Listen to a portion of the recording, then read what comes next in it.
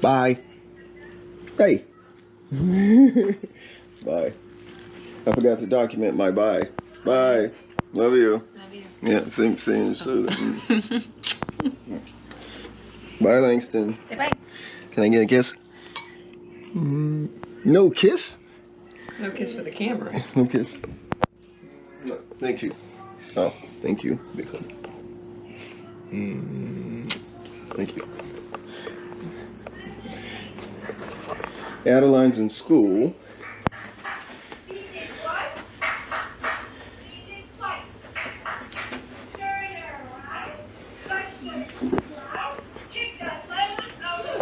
Bye, Eddie.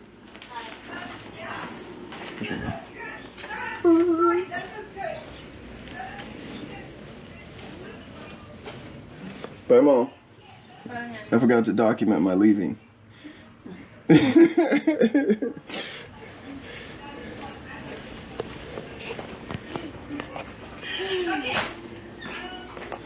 Coffee.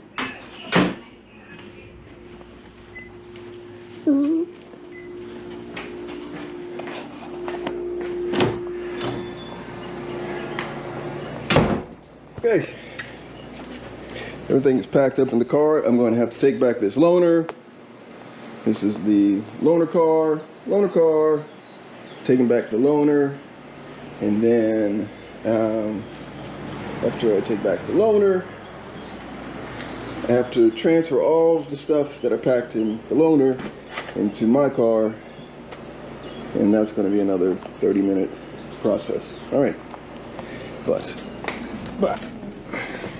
hopefully the battery is okay now in my car, and that would be lovely since I'm about to take a road trip. Okay, here we go. I am in the car. I am on my way to Tesla in Orlando, Eatonville, and I talked about Eatonville before. It's called Orlando-Eatonville. I would suspect it's actually in Eatonville. And so I am going to drop off the loaner car, transfer everything that's in the loaner car into my car, and then drive to Georgia. So where I am right now in Titusville, Florida, and where I'm going in Brunswick, Georgia, is actually not that far of a drive. So it's not that bad. I even said if necessity warrants it, I could even turn left onto West Main Street. I could even go back home to Titusville and then head to Louisville. I don't think I need to do that. I think I have everything. Let's pray that I have everything with me. But you know how you get somewhere and you're like, wow, I can't function without this. But I think I have all the equipment I need. And so that being the case, I'd be good to go from Brunswick to Louisville. But if something goes wrong, I can come back to Titusville and then go to Louisville and still stay on my timetable. You know, one thing I haven't mentioned, oh, look at the goats. Hi, goats.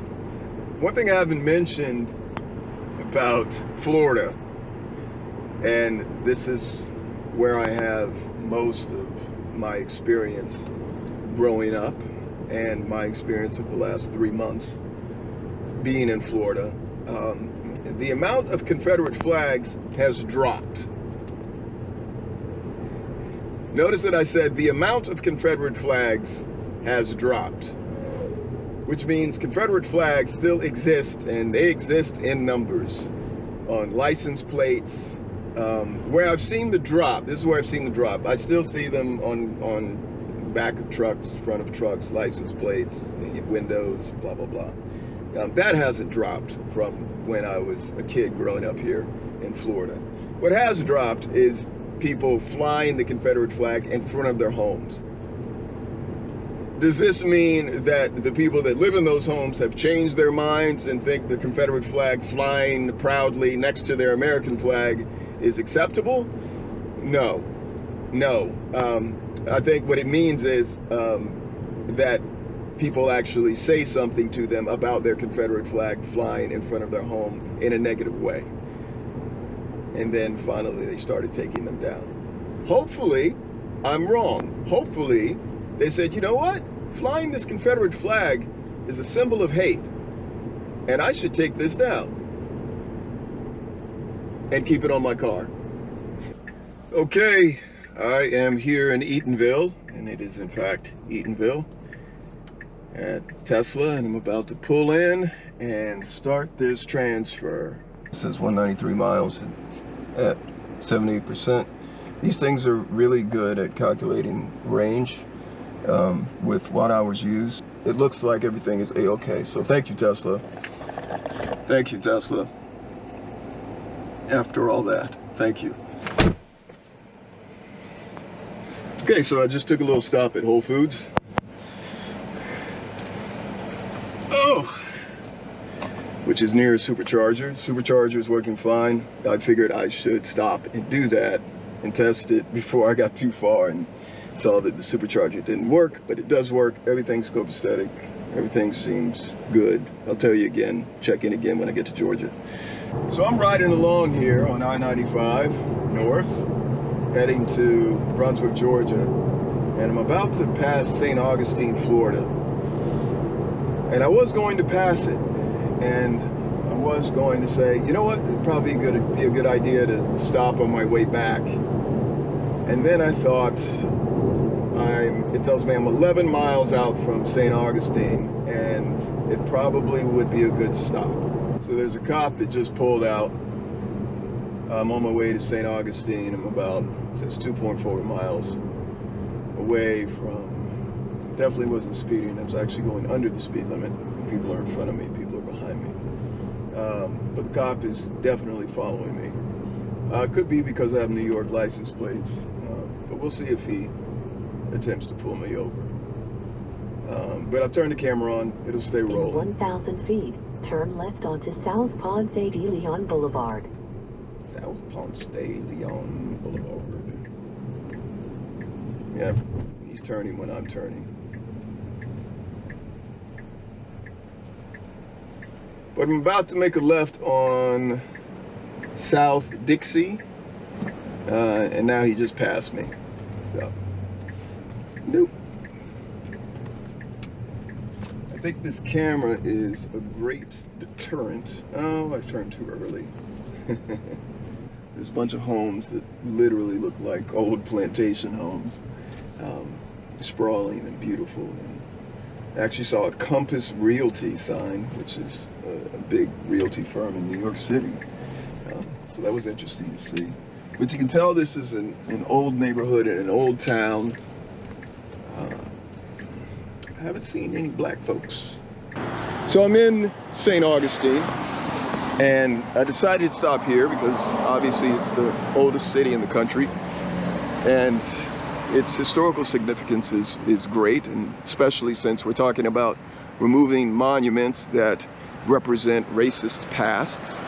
And actually Christopher Columbus has come up in the conversation because of the genocide that happened with the Native Americans, the indigenous people of the US. And different people stand in different places regarding that. If you want my opinion, we need to know our history and where we came from. And I also am of the thought that those statues can be in a museum in an appropriate place to study that history. And it also needs to be in our books. You know, growing up in the Bible Belt, my American history wasn't all that diverse.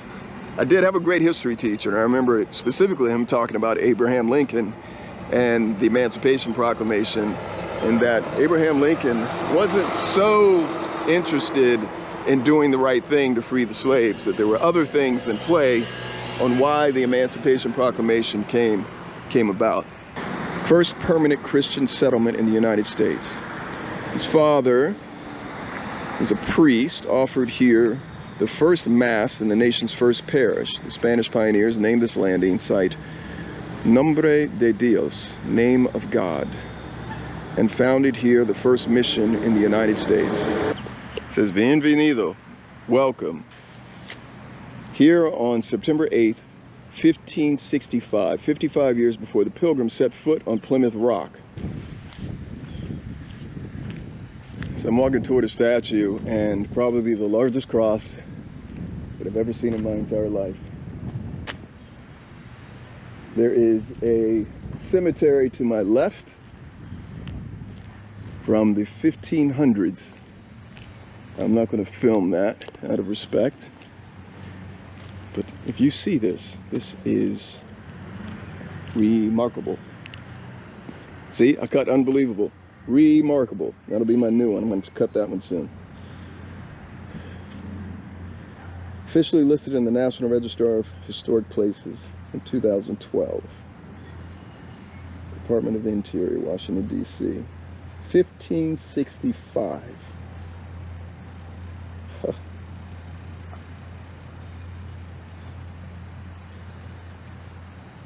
This is St. Augustine. I just passed the Fountain of Youth on the right at a little exhibit. In 500 feet, turn left onto Missouri Avenue. Take a little sip. Oh, there it is. Fountain of Youth. Ah. Well, I'm gonna miss it. Probably could have taken 10 years off, but nope. I'm just gonna keep getting old. Okay, I just turned down this street by mistake, and it's out of a movie.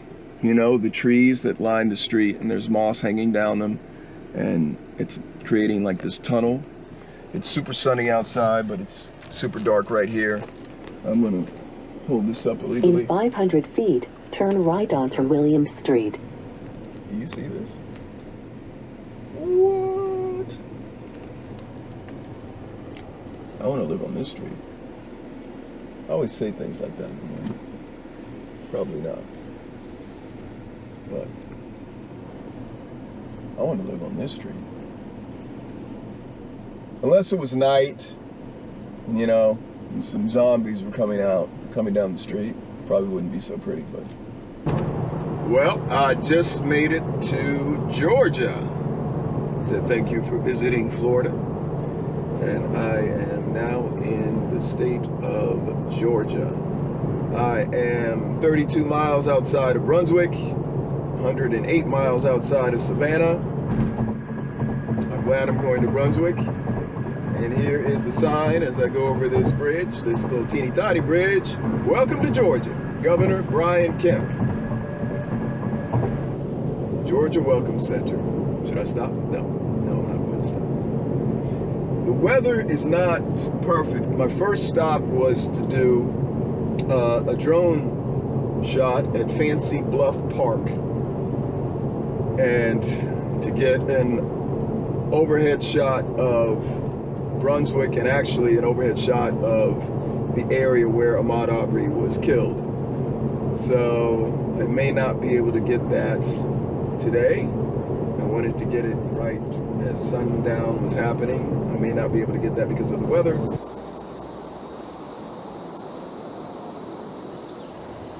Fly through here.